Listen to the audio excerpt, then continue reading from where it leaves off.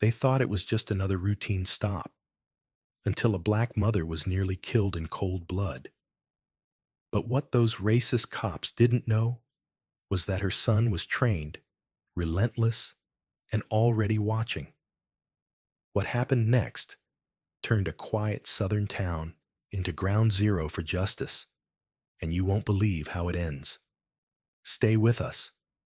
This story will shake you. Dear viewer, what you are about to witness is not just a story. It is a powerful testament to the quiet power and pursuit of justice in places most people ignore. If this is your first time here, I warmly invite you to share where you are watching in the comments below. And if stories like this move you, challenge you, or make you think, consider subscribing and clicking the bell icon.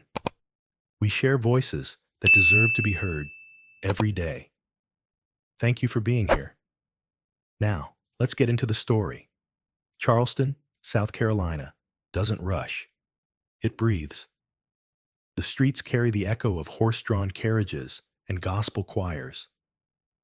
Porches creak beneath rocking chairs, and the scent of magnolia drifts through the air like memory itself. On Ashley Avenue, in a historic neighborhood shaded by moss-draped oaks, nothing ever seems to happen. But what seems peaceful can be deceptive. Because in America, sometimes the quietest streets hide the loudest truths. It was just past 8 p.m. when Margaret Ellis left her daughter's house, humming softly to herself, the smell of sweet potato pie still clinging to her coat. She was 62 years old, widowed, a former school teacher, and the kind of woman who kept extra umbrellas in her car for strangers caught in the rain. Her route home hadn't changed in 30 years. Same turns, same stop signs, same warm wave to the shopkeeper closing up near Rutledge and Cannon. She drove slowly, not out of fear, but because she had nothing to rush toward. Her house sat at the end of a narrow block, just past a Methodist church, where the bells chimed off-key but faithfully. Her life was small, but sacred. And then, the lights appeared, red and blue. A flash in the rearview mirror that made her chest tighten. She eased over without question, rolled down her window, turned off the ignition, hands at 10 and 2, like she'd taught her son to do years ago. Because even when you've done nothing wrong, when you're black in America and the lights flash behind you, fear rides in the passenger seat. The officer didn't introduce himself. He barked, demanded ID, asked where she was going and why. She answered gently, "Just heading home, sir. From my daughter's place." He asked if she'd been drinking. She hadn't. Then he asked if she had anything in the vehicle she shouldn't. Margaret blinked, confused. "Sir, no. I just... out of the car. Now." Something shifted in the air. She reached slowly for her purse, voice trembling. "My license is right here. I'm not... Don't move!" The shout sliced through the quiet like a blade. And before she could explain, before she could even breathe, the gun was out. The shot echoed down the block, bounced off brick walls and stained glass windows. A single round, fired point blank through the driver's side door. The bullet missed her heart by inches. She slumped forward, blood blooming across her side like a red flower wilting in the dark. Her scream never came, only the groan of disbelief and the rasp of breath, shallow and wet. The officer stood frozen for half a second, then panic. He radioed for backup, with a voice suddenly laced in artificial urgency. Suspect reached for something. Shots fired, requesting medical. But there was no weapon, only a leather wallet and a pair of reading glasses now resting on the floor mat. The body camera wasn't rolling.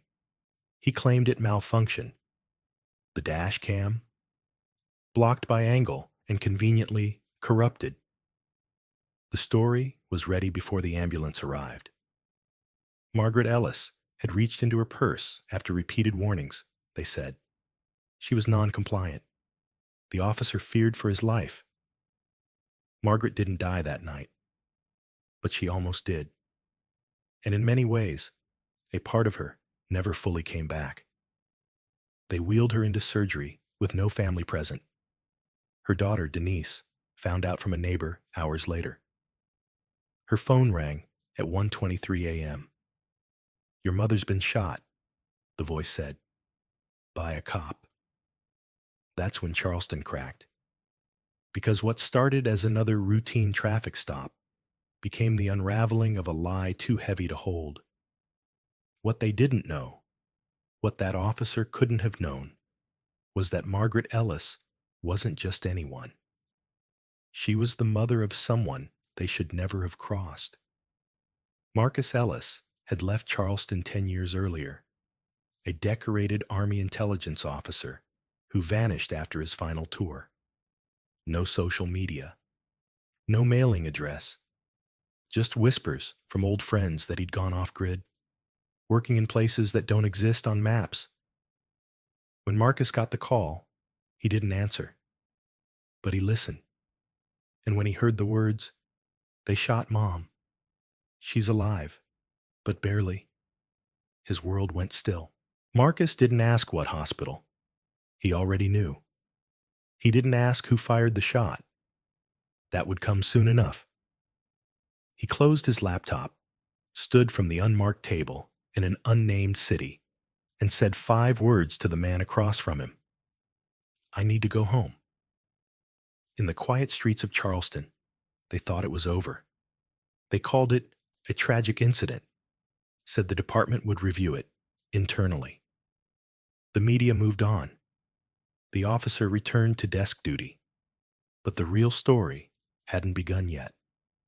Not until the sun came back. Not until he started asking questions no one wanted to answer.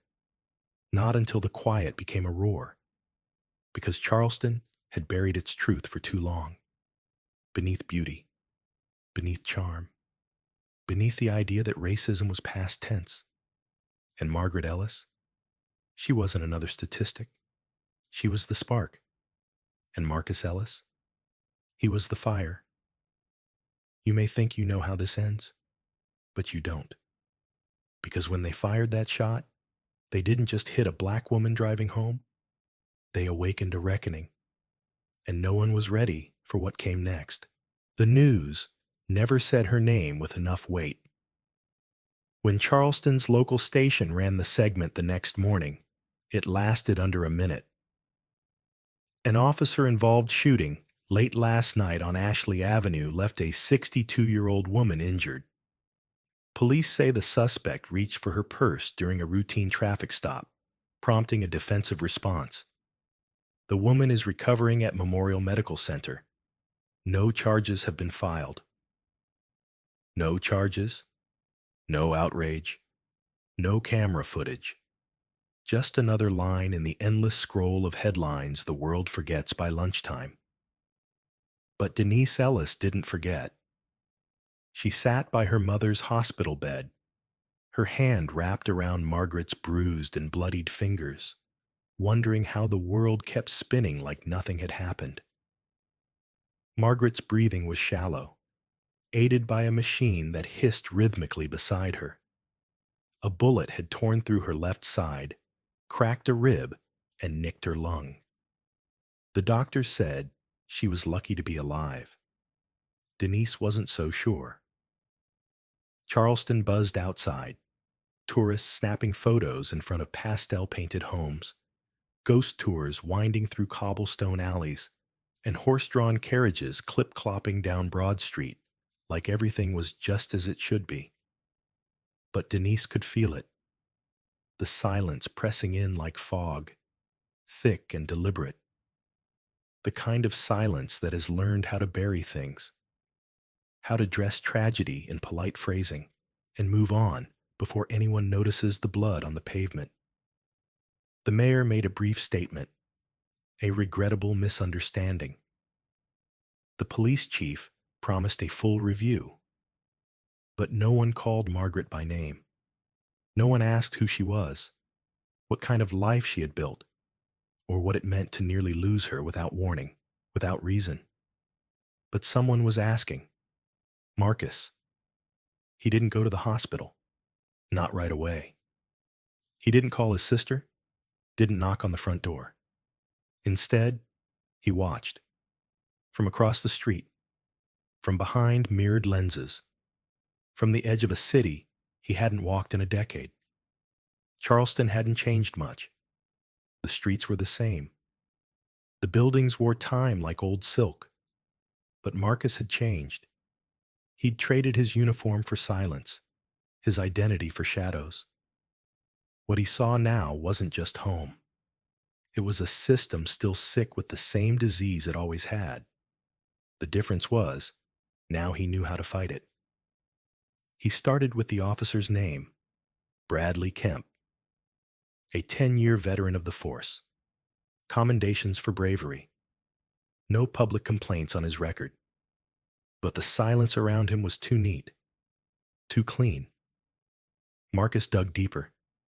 He hacked through firewall after firewall, slipped into digital crevices most people didn't even know existed. And there, buried in old reports and scrubbed files, the truth began to bleed through. 5 years earlier, Kemp had shot another unarmed black man during a traffic stop. No charges filed. The footage? Lost in a technical failure. A year after that, a teenager arrested for resisting was found with a broken jaw in the back of Kemp's cruiser. The boy's mother tried to press charges. The case was dismissed before it reached court. It was always the same story. No witnesses, no proof, no consequences. But this time, Kemp hadn't just targeted anyone. He had targeted a woman with a son, trained to take apart systems exactly like this one. Marcus mapped out the precinct's structure, learned who held power, who looked the other way, and who might be willing to speak if they felt safe enough. He wasn't looking for noise. He was building pressure. While the city slept, he found the precinct's surveillance blind spots. He listened to radio chatter. He planted digital breadcrumbs in police servers that led to encrypted drop boxes.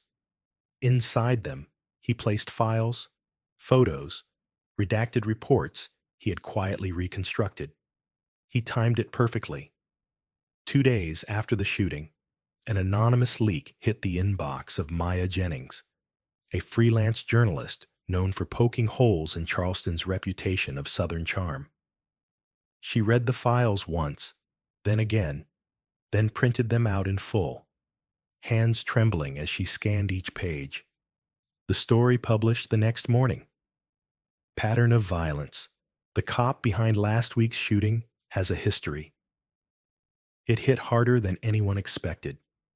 Margaret Ellis had a name now, a face, a history the city couldn't ignore. The article included photos of her as a teacher, testimonials from former students, and a timeline of Officer Kemp's record.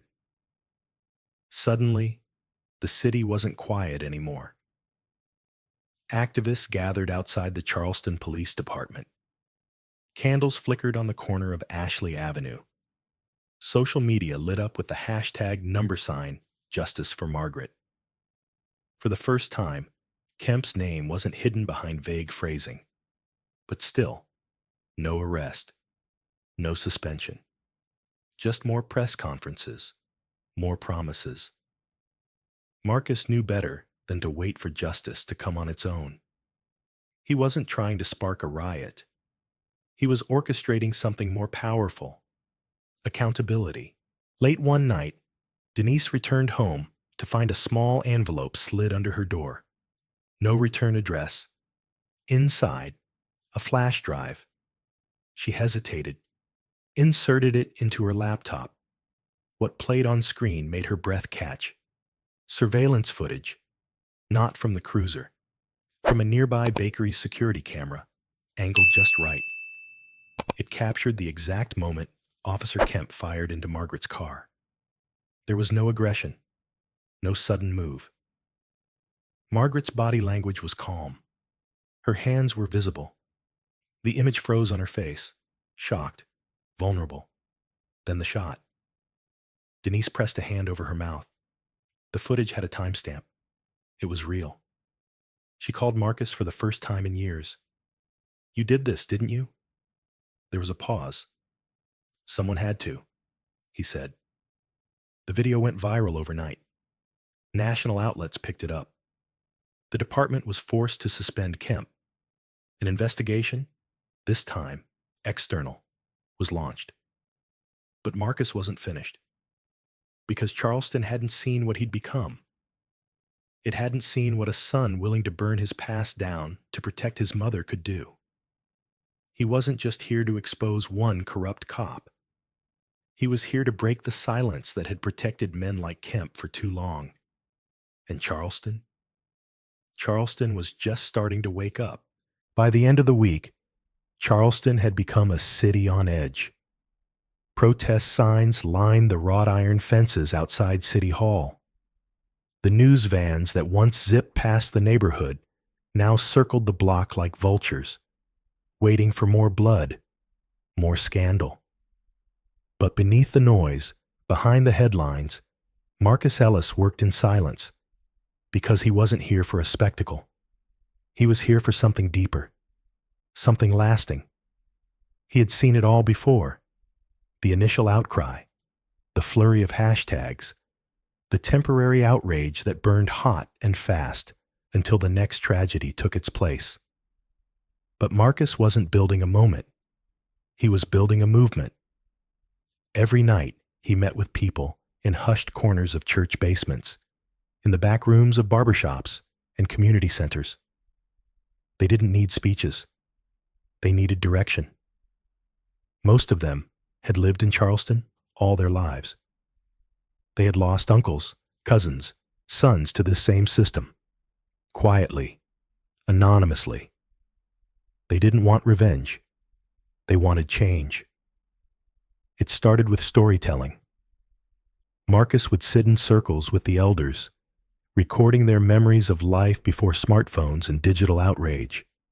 When injustice came with a knock at the door or a job that never called back. One woman, a retired librarian named Mrs. Green, wept as she told the story of her brother, arrested at 19 for loitering and beaten in the alley behind the jail. There were no photos, no records, just silence. That silence, Marcus knew, was the enemy. He created a digital archive, a living testimony of the pain the city had forgotten.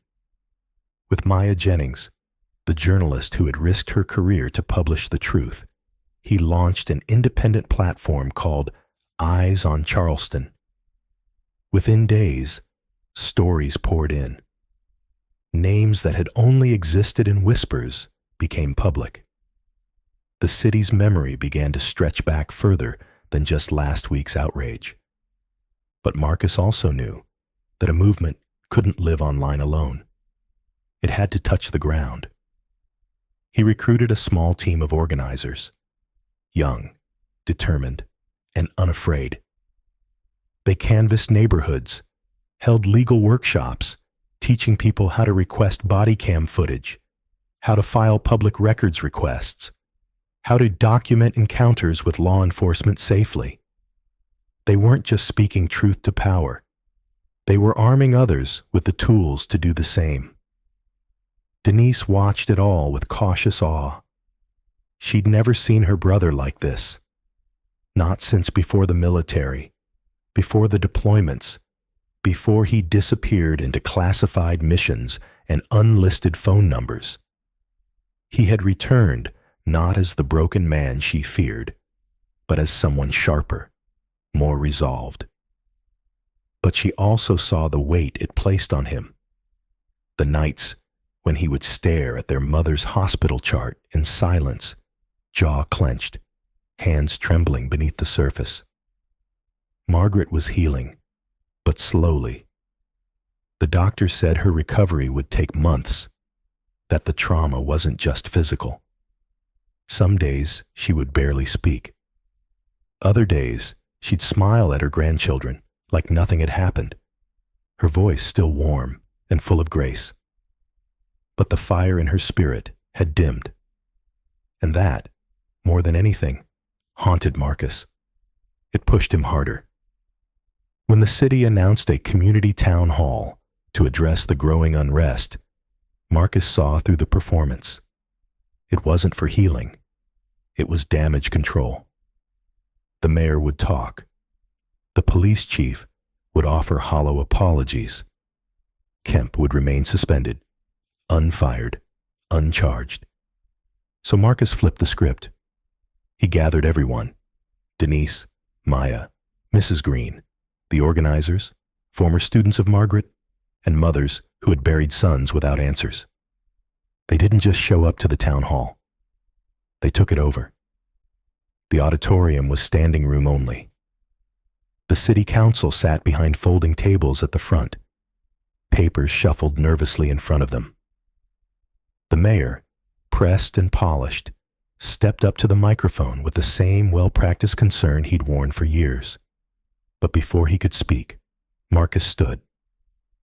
"No more statements," he said, his voice clear, steady. "Tonight, we're listening. You're listening." He turned the mic toward the audience, and for 2 straight hours, Charleston heard its reflection. One by one, voices that had been ignored for generations spoke their truth.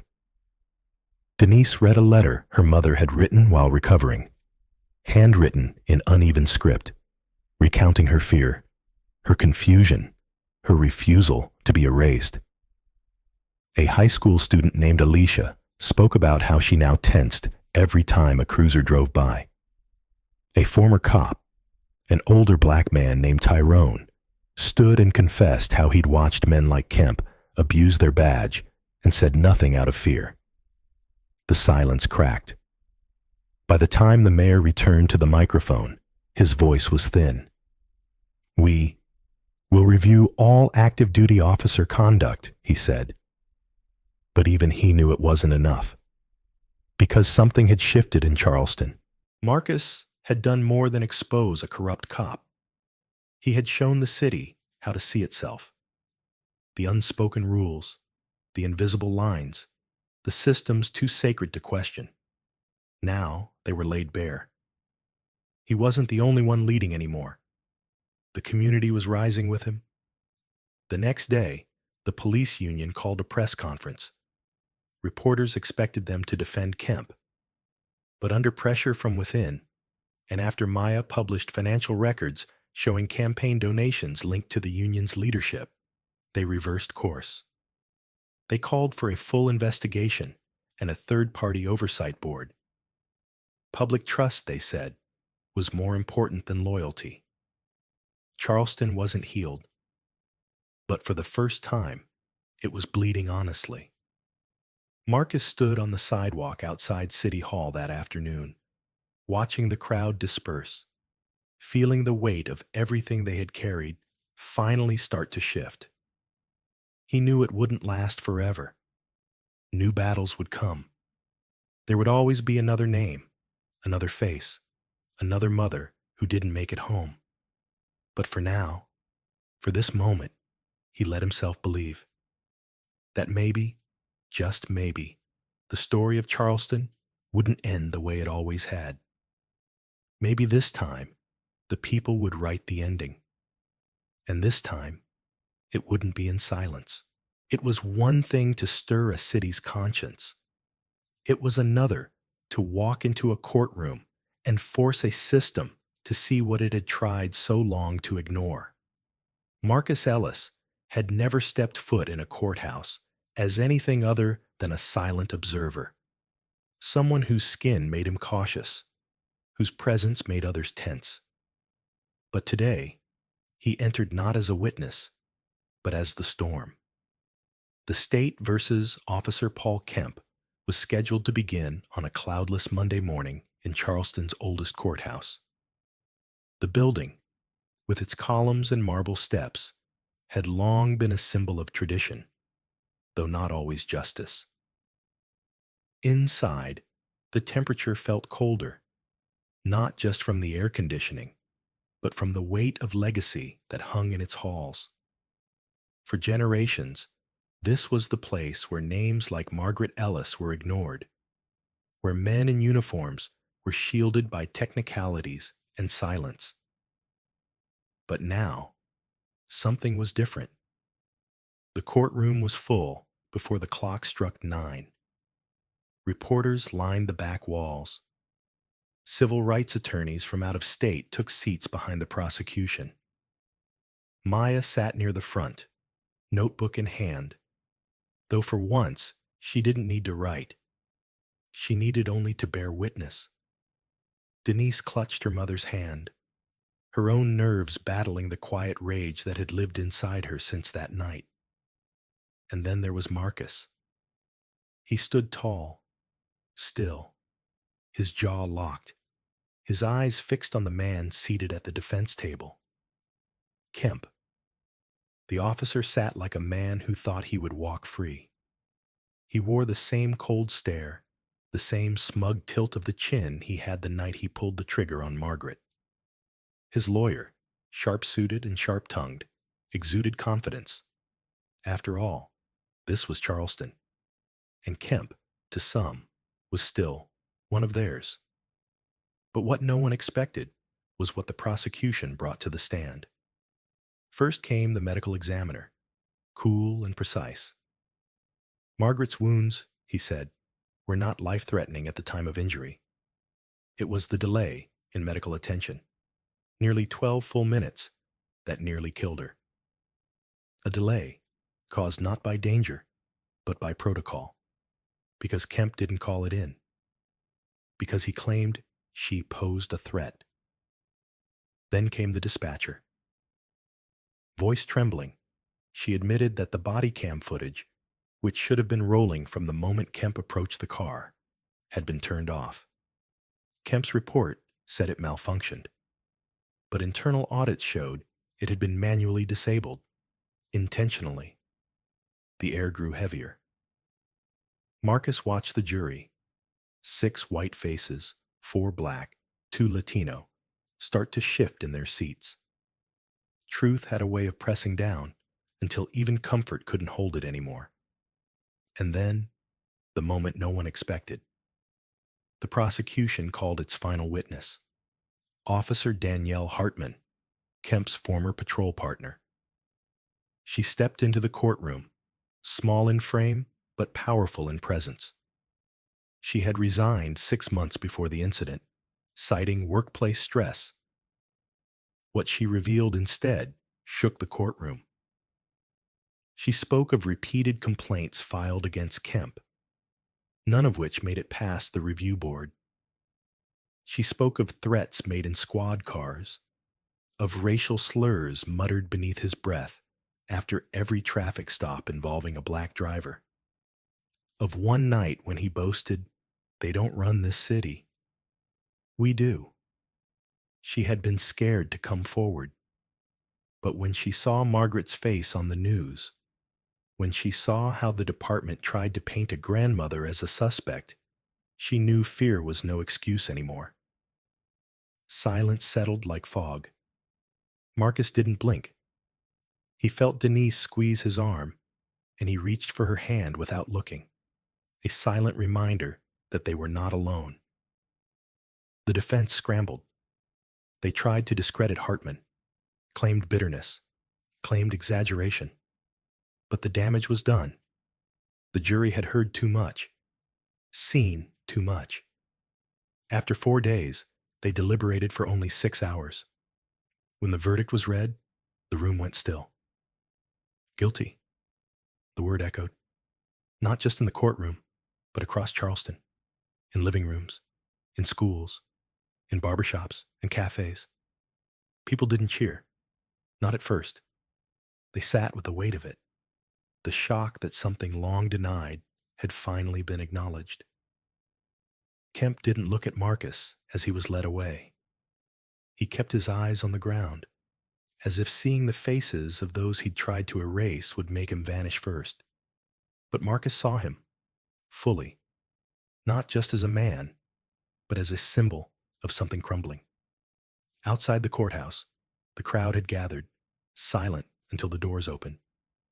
Then slowly, the applause came, not for vengeance, but for survival, for truth, for the courage it had taken to drag justice into the light. Margaret was there, in a wheelchair, bundled in a coat despite the spring air. She hadn't spoken much in days, but when Marcus knelt beside her, her hand found his cheek, and her lips parted. "You came back," she whispered. "I never left," Marcus said. And he hadn't. Not really. Because the boy she raised, the one who used to sit beside her in the pews of Emmanuel Church, had grown into a man who wouldn't let the story end in silence, who understood that justice wasn't just about verdicts, it was about memory, about making sure the next grandmother didn't have to survive a bullet just to be believed. That night, the city lit candles. No rallies, no riots, just candles and windows, a quiet defiance, a soft, burning promise that they would remember what happened here. Marcus stood outside his mother's house and looked down the street, each flickering light like a heartbeat. For the first time in a long time, Charleston was awake. And the silence? It was broken. The verdict had been read. The courtroom had emptied. But the echoes of what happened inside that building didn't fade. They rippled outward, carried by every voice that refused to be quiet, by every footstep that marched not in anger, but in memory. Charleston, once a city cloaked in polite denial, had been forced to reckon with itself. But what happens after the reckoning? Marcus Ellis didn't disappear once the cameras left. He didn't retreat into the quiet of his mother's home or vanish back into the shadows of military life. He stayed, not because Charleston had changed overnight, but because change, real change, demanded roots. And Marcus knew the fight wasn't just in the courtroom. It was in classrooms, at city council meetings, in conversations across kitchen tables. He started showing up in places he once avoided: police reform meetings, neighborhood planning sessions, high school assemblies, not as a symbol, as a man, a son. Margaret's recovery was slow, but she never missed a Sunday service once she could walk again, even with a cane in hand.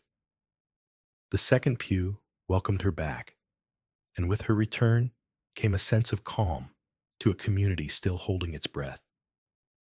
But Margaret didn't want calm. She wanted action. At her insistence, she and Denise launched the Light Her Way initiative, an outreach program focused on empowering Black mothers and grandmothers to speak out against abuse and silence. They held healing circles in church basements and partnered with young activists and legal advocates to ensure every voice, even the quietest ones, had a place to rise. Maya continued her work too. Her reporting had gone national, but she remained local, not because she had to, but because the story wasn't over. She started a weekly newsletter with updates not just about crime or scandal, but about restoration, about how communities like theirs were refusing to look away anymore. And then, something unexpected happened. Officer Danielle Hartman, the same woman whose testimony cracked Kemp's defense wide open, returned, not to policing, but to mentorship. She founded a program for young officers, aiming to reteach what the badge should mean: protection, not power. She met resistance, sure, but for every door slammed shut, a new one opened. People were watching now, and accountability was no longer optional.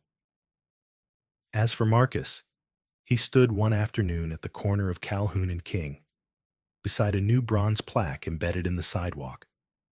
It bore his mother's name, not because she died, but because she lived, because she endured, because she inspired others to stand when silence was easier. He closed his eyes, letting the sounds of the city wash over him.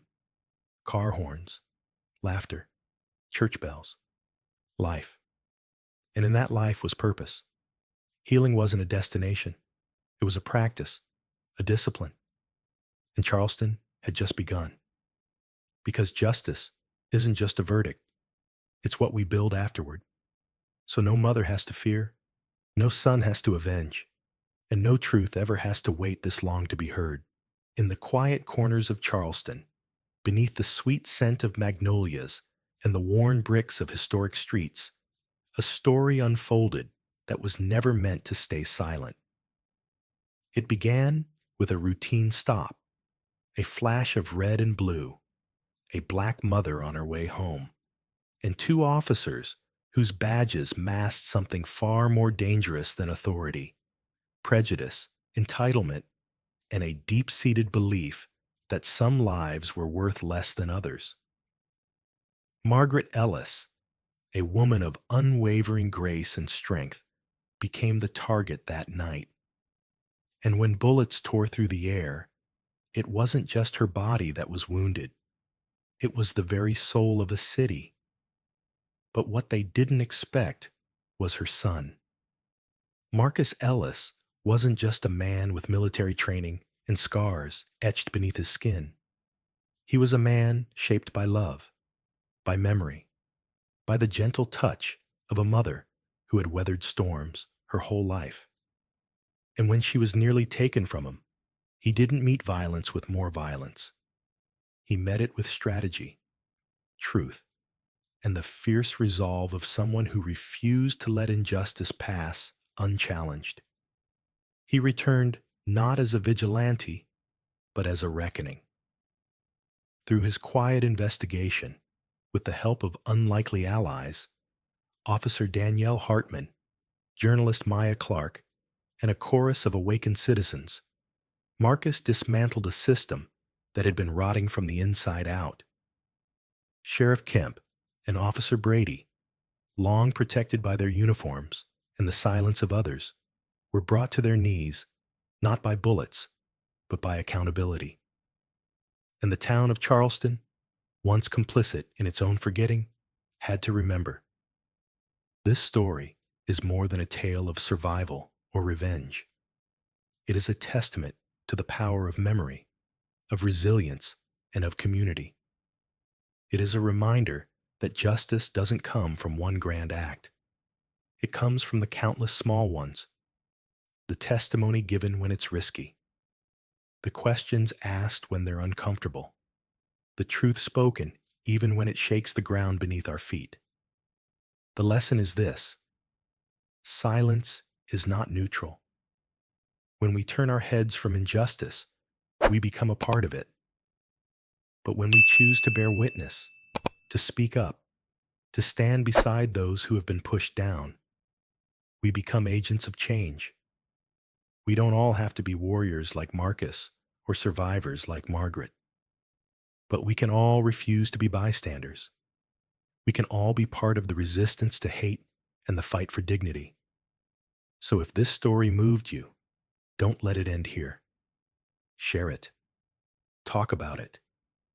Let it be a spark for your own conversations, your own convictions. And if you believe in lifting up stories that matter, stories that shine light into dark places, then please subscribe to this channel. Your support fuels the fire to keep telling the truth, to keep honoring the unheard, and to keep building a world where justice doesn't have to be chased. It simply is.